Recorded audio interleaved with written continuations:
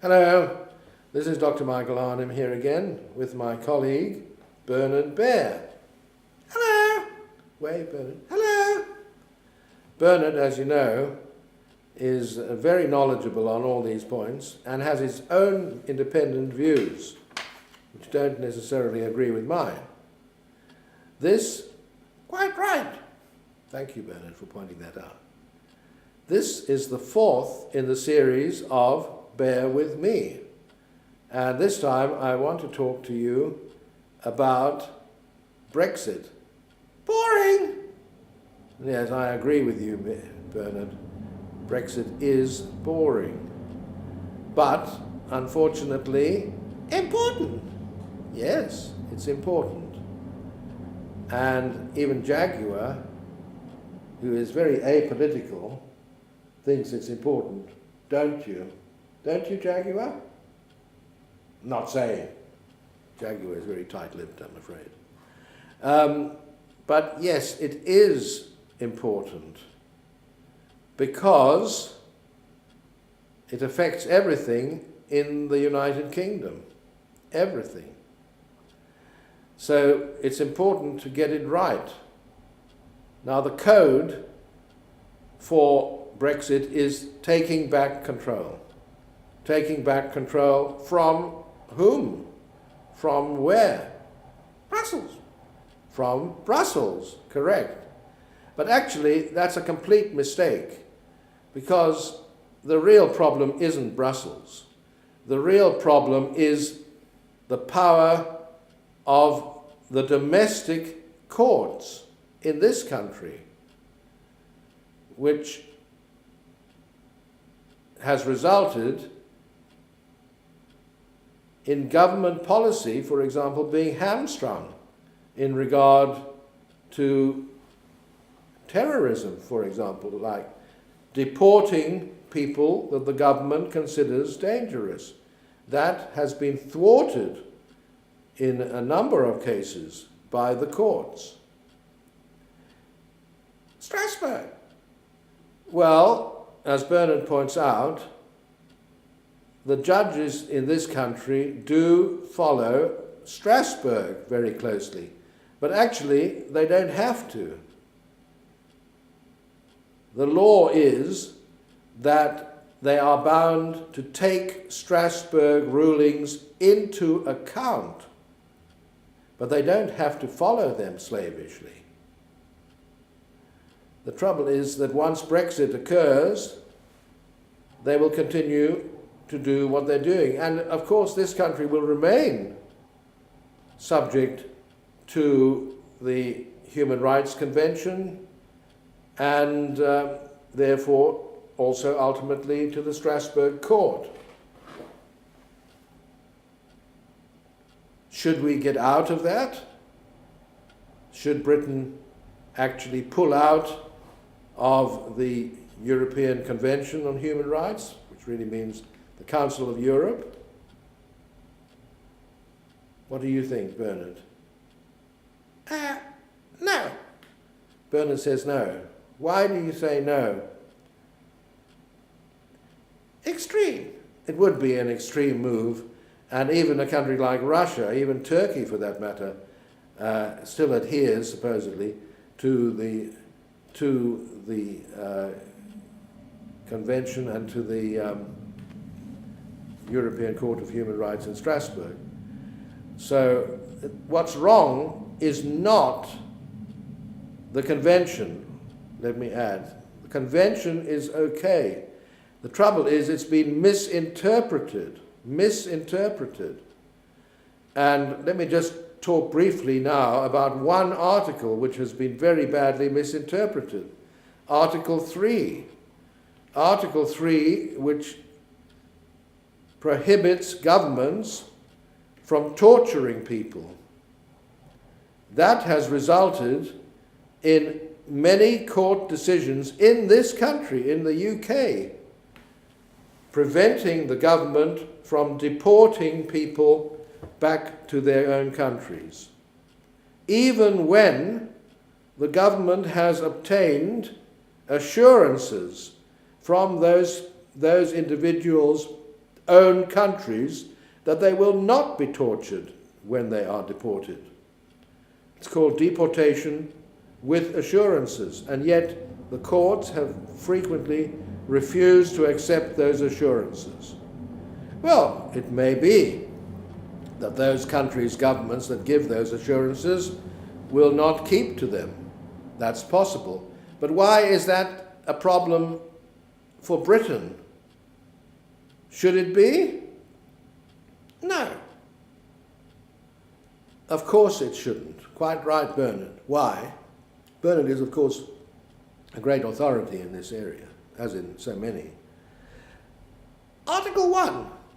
Yes, Bernard, that's wonderful. Very few people are aware of Article 1 of the Convention, which says that all the prohibitions and rules, all the rights apply within each signatory nation's own territory. So, in other words, the UK is bound not to torture people in the UK. But the UK has no control over what other governments do, especially governments that aren't even bound by the European Convention on Human Rights, that aren't even in Europe, nothing to do with Europe. The British government is not responsible for what those governments do. And Article 3, prohibiting torture on the part of the British government, is not an obligation on the British government to stop torture by other governments of their own citizens. And so, if the British government wishes to deport somebody back to their own country, that is what happens to that person is nothing to do with the British government. That is the correct interpretation. That is the correct interpretation of the Convention. And one very important thing I should just mention here is brought out by Lord Neuberger when he's now retired as the President of the UK Supreme Court, and as a retirement speech, he actually emphasized the point that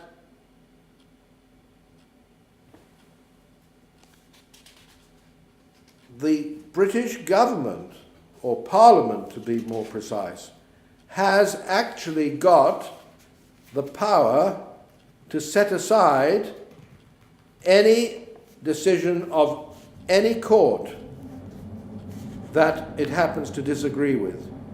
It's not a question of finding something wrong with that judgment.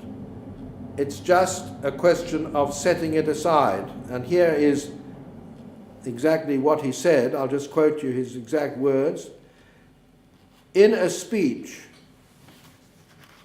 concerned with the role of judges under a constitutional system based on parliamentary sovereignty, it is perhaps appropriate to end with a reminder that any judicial decision can be revoked by Parliament through a statute, unquote.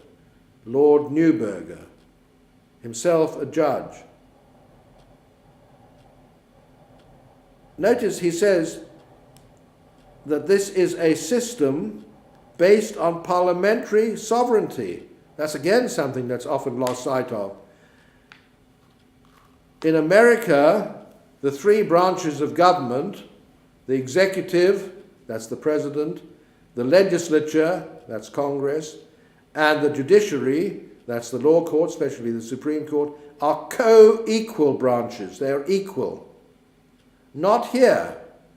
In the United Kingdom, Parliament is supreme. supposedly. But Parliament is really under the control of the government. So it really means the government, through Parliament, through an act of Parliament, can revoke, very important word, revoke any decision of a court. Hardly ever been done, but there are many decisions now which cry out for that treatment. Hardly ever been done. As I said, there is no test for it except that Parliament wishes to revoke that decision. I'll just mention the one main use of it that has occurred. That was to do with a case called Burma Oil against Lord Advocate, 1964, when the House of Lords, at that time the highest court in the land, decided that the British government should compensate oil companies that had been forced to destroy oil fields during World War II.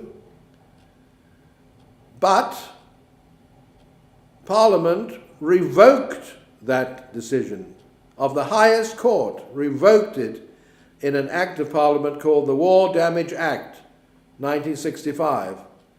So, although that decision, Burma Oil against Lord Advocate, is often cited by lawyers as an important authority on constitutional matters, actually it was shredded by the War Damage Act, 1965.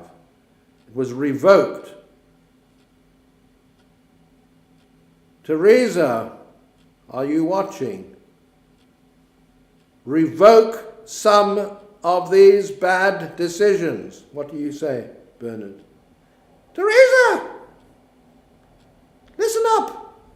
See? Even Bernard says the same thing. Please do it.